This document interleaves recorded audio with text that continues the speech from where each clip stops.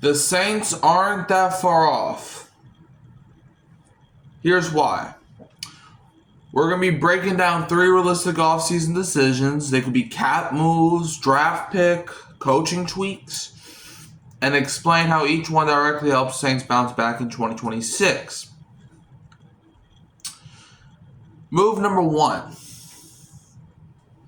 Look, this is a move that it's a move that I think is most inevitable to happen. It's letting Taysom Hill go. Look, I love Taysom. I will always love Taysom. He could go to Atlanta right now, and I will still love Taysom. I won't like that decision, but I'll still love Taysom. However, I don't know how much cap space. I don't know if it's going to save cap space. Well, it might. I don't know. But with his deal expiring, getting rid of him, as much as it will suck, that move would just save the Saints a lot of cap space instead of extending him, which hooks you into more draft or into a more cap space for the future when he's only playing like 1 or 2 more years anyway. So I think the move number 1, this isn't how I feel, but this is the right move. It would be letting Taysom Hill go. Move number 2 is drafting Caleb Downs. Now, I made a Saints mock that I'm not going to release just yet. Not going to do it.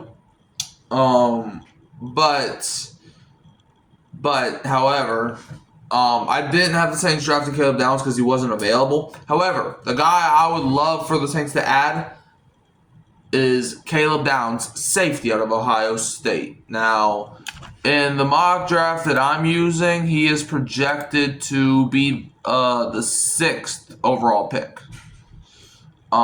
which currently the Cleveland Browns hold. So, he's the 6th player. So, if he goes number 6 overall, he's going to Cleveland. So, maybe we could save Caleb Downs. But if he falls, if the Browns don't take him at 6 and the Commanders don't take him at 7, we grab him at 8.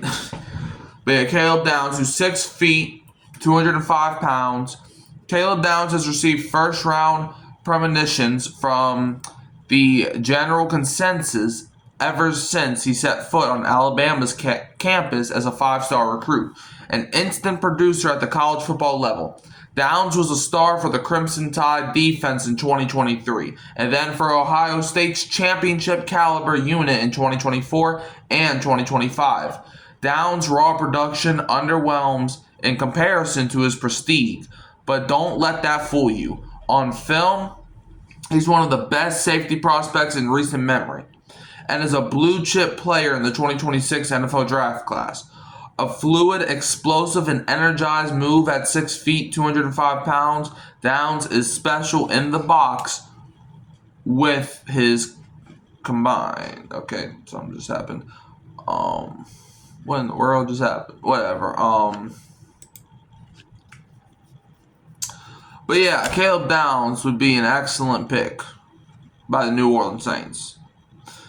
You add him in a safety room with Jonas Anker, who had a great rookie year, Justin Reed, who is a good player to have, and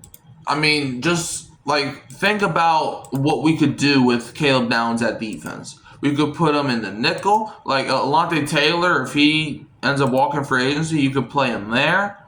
But yeah. Anyways, okay. Now Now I'm back to where I was at. All right. Sorry. Downs is special in the box with his combined mobility, play pace, angle IQ, and physicality on blocks.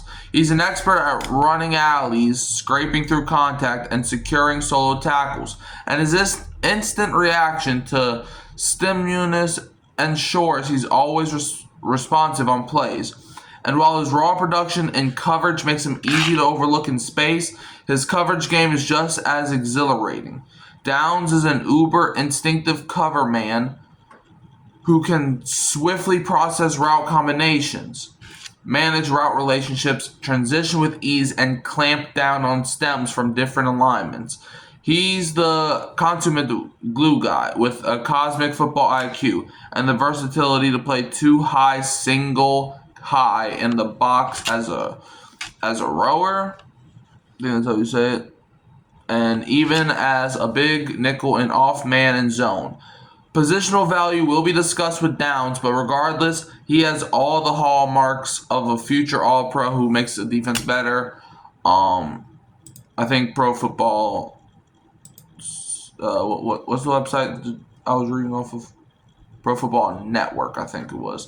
But yeah, Caleb Downs would be an excellent pickup for the New Orleans Saints. You put him in a safety room with Justin Reed, Jonas Anker, Jordan Howden even showed you something a little bit this season. And you put him in the secondary where, Kool-Aid McKinstry and Quincy Riley and Alontae Taylor, if he comes back, the job for Caleb Downs would be much simpler. So, yes, Caleb Downs would, if I was the Saints at 8 overall, and if Caleb Downs is somehow still available, I'm taking him. Move number 3, scheme/coach adjustments. Now, if y'all didn't know already, Jari Evans, who was the Saints' assistant offensive line coach, he left the Saints to go to the Pittsburgh Steelers to be their assistant offensive line coach. So, yeah, and that's not good because our offensive line. Okay, I'm not going to say our offensive line's bad. Our guards are bad. We're good at tackle and center. We're good at those two. At guard, I don't know what we're doing. Dylan Redunds, he's a free agent, first of all. And second of all, even if you bring him back, he didn't do good last season. And secondly, Caesar Salad. Boy, if you don't get that Caesar Ruiz dude out my face, man. When Spencer Rattler was the starting quarterback, Caesar Ruiz tried to get him killed. And then when Tyler Shuck came in, he almost got Tyler Shuck killed. But Tyler Shuck is a one-man wrecking crew. That's why he was able to do plays even though Caesar Ruiz did not like him for whatever reason. But yeah, I think we have to bring in a assistant offensive line coach that can evaluate guard play. Now, I know that's not really their job to evaluate like prospects, but he's definitely going to have a say. We need somebody that knows how to develop guards. Because maybe he can develop Caesar Ruiz into something. And same with Dylan Redunds. You had Trevor Penning, but you traded him. So, yeah. And it's not like Penning was even doing that great anyway. But it's like, yeah. So we need offensive line. We need an offensive line coach or an assistant offensive line coach to help our main offensive line coach and get these guards. Get the guards to where they need to be. Get the entire offensive line to where it needs to be. Now, in your opinion, which move matters most? Let me know in the comments below. You can always find me at Hurricane Mike, Kyle Phelps, and Keeping It Real Who Dat Sports Podcast. Don't forget to like, subscribe, share, turn the bell on so you don't miss another upload.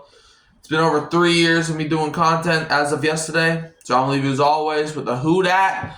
And don't be a Falcons fan.